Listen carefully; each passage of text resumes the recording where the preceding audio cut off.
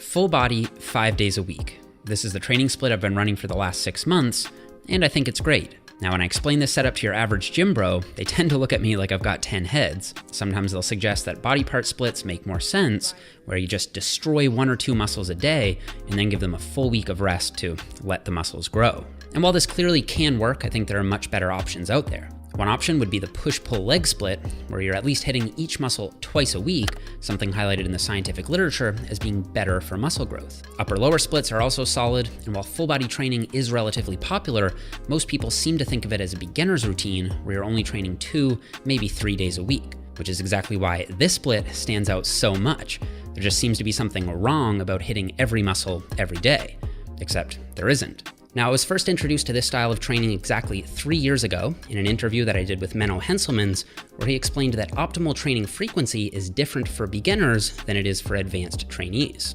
If you are a beginner, then most research shows that there is actually no benefit to training a muscle group more than once a week. Hitting each body part once a week, that works very well for beginners. But as you get more advanced, the time course that you can elevate muscle protein balance, that period basically decreases as you get more advanced.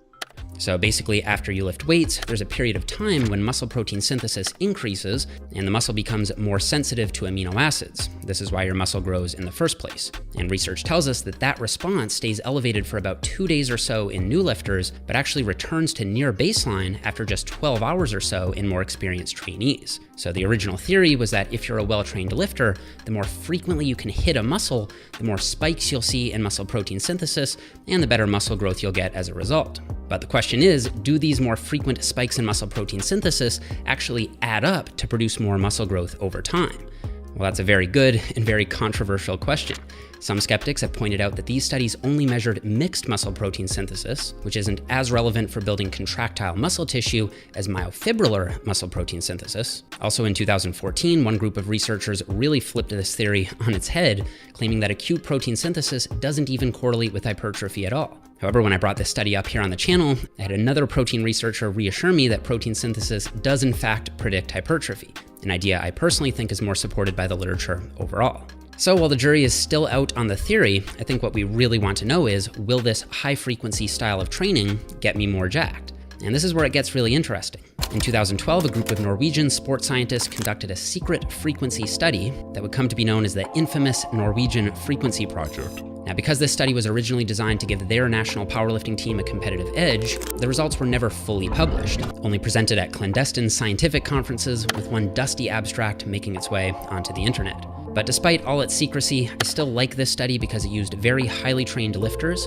So they split subjects into a group hitting their full body 3 days a week and a group hitting their full body 6 days a week. The rest of the program, including weekly volume, was exactly the same. And after 15 weeks of training, the 6-day per week group got nearly twice as big and strong, increasing their lifts by a total of 10% versus 5%, while also gaining significantly more muscle. Granted, while I do personally trust these authors and the results, because this dataset was never published in a peer-reviewed journal, there is reason to be skeptical. So last year, a different team of researchers attempted to replicate this infamous Norwegian project, but this time they used early intermediate lifters and only ran the study for 6 weeks compared to the original 15.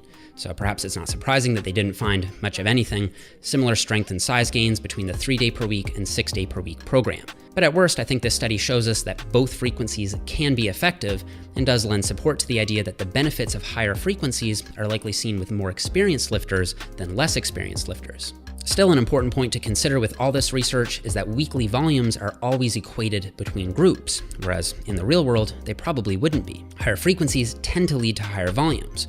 This has led many experts in the field to argue that these studies don't even account for the single greatest benefit of higher frequency training, being able to accumulate more high-quality volume. And I think that's a good point. When I was in Australia training with Eric Helms, he explained to me that the main benefit of high-frequency full-body training is simply being able to spread out your weekly volume to help increase the quality of each set. What was the first question I was going to ask you? You're going to ask me, why do I choose to train full body? That's right.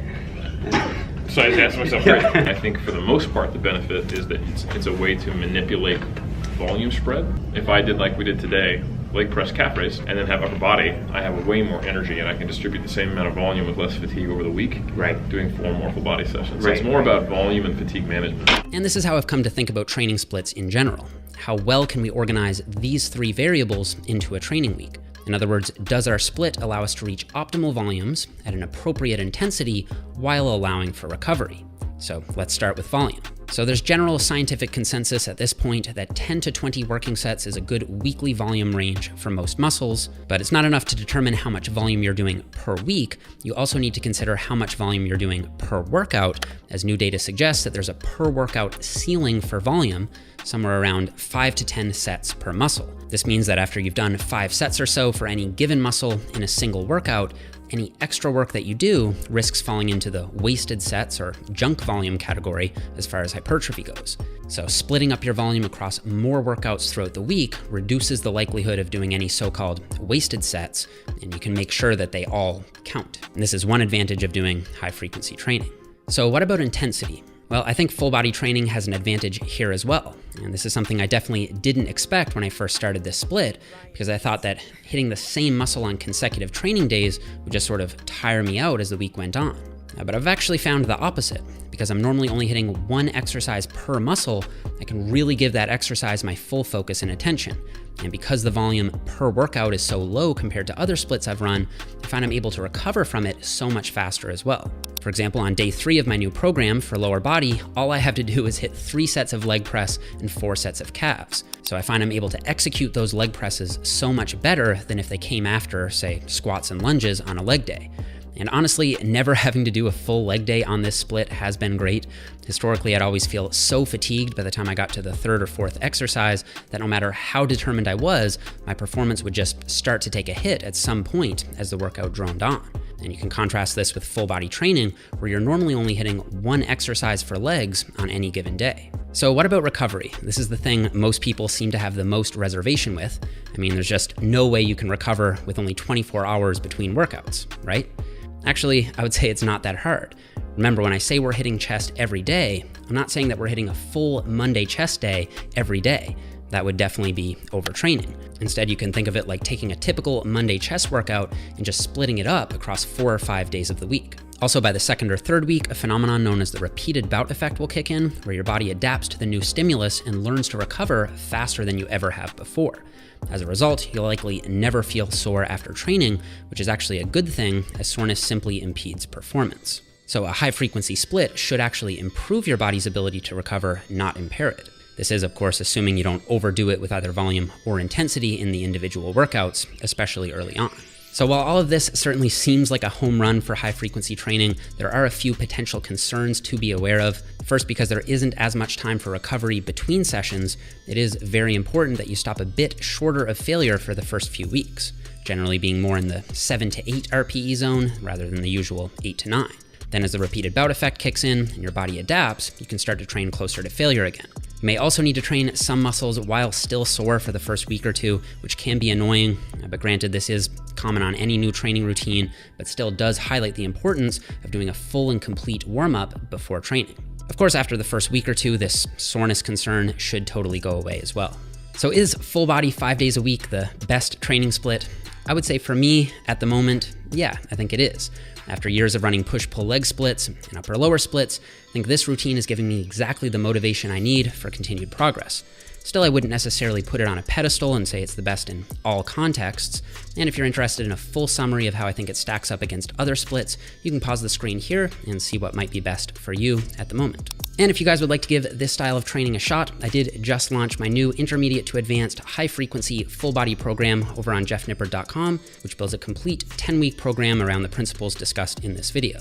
Now, if you've only been in the gym for a year or two, I'd recommend starting with my Fundamentals Hypertrophy program instead, which also has a full-body routine included, but only has you in the gym 3 days a week instead of 5. So the program includes 3 training phases: Block 1 is more focused on getting adapted to the high frequency training and allowing the repeated bout effect to kick in. Block 2 ramps up intensity and volume for a massive hypertrophic stimulus before leading into week 9, which is a full deload. And then you get to go crazy in week 10, where you perform as many reps as possible on the main lifts and see what kind of gains you've made. Now, there's also a full breakdown of volume for every body part, so you can modify the numbers slightly up or slightly down depending on your specific level of advancement and what areas or body parts you want to focus on. And I'm going to be running this program myself for the next few months, so if you guys want to follow along with me, you can pick it up for just $29.99 for the week of launch, and then after that it'll go up to $39.99. So I'll put a button over here next to my head to the new program if you'd like to check it out. Don't forget to subscribe if you haven't already. I've got 5 full body science applied workouts on the way starting next week, and I'll see you guys all here in the next video.